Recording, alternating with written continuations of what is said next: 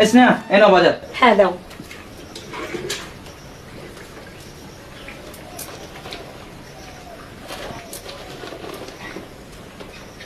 জামাটা ঘরে রাখো, আমি একটু হাত মুখ ধুয়ে আসি। আচ্ছা ঠিক আছে।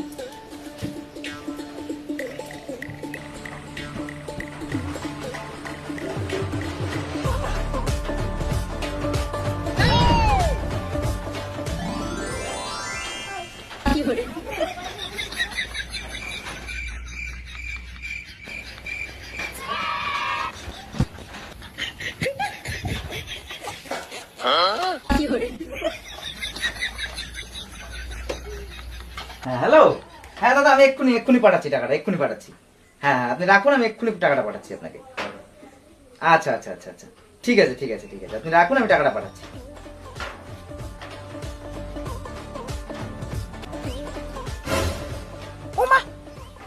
এই স্নেহা, বলছি আমার জামার পকেটে 3000 টাকা ছিল, এখন 500 টাকা কম দেখছি, তুমি কি 500 টাকা নিছো? তোমার টাকা আমি নিতে যাবো কেন? দেখো তুমি কোথায় খরচ করিস, তোমার যা ভুলো মন। কি বললি?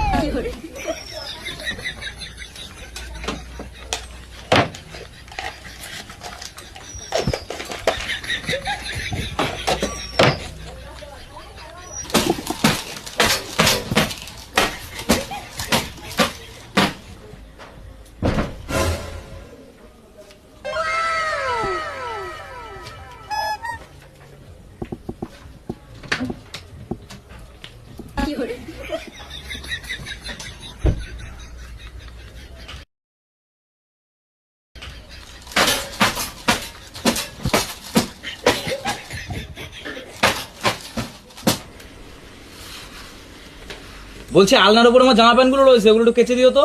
আচ্ছা ঠিক আছে। সারাদিন বাড়ির কাজও করব, আবার এইসব জামা প্যান্টও আমার কাচতে হবে। কেন নিজের জামা প্যান্ট নিজে কাচতে পারে না? আজকে এমনিতে সারাদিন বৃষ্টি আছে, তার মধ্যে আজকেই ওনার জামা প্যান্ট কাচতে হবে। আমি জামা প্যান্ট কেচে দেবো, শুকালে শুকাবে, না শুকালে না শুকাবে।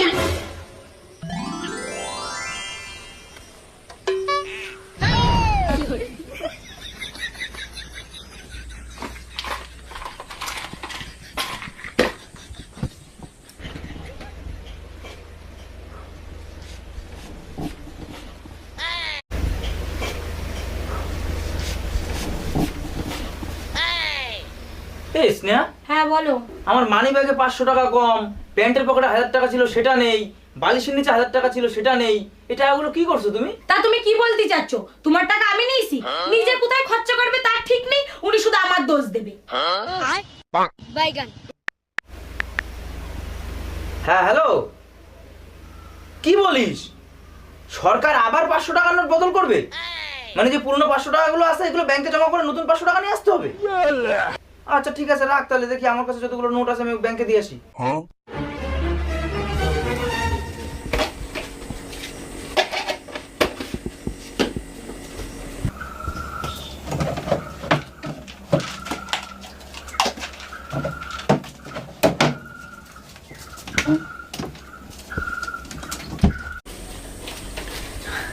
এই নাও।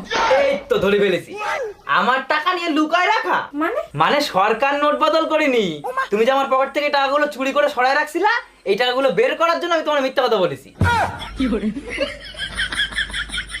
তুমি কি করে জানলে যে তোমার পকেট থেকে টাকাগুলো আমিই চুরি করেছি?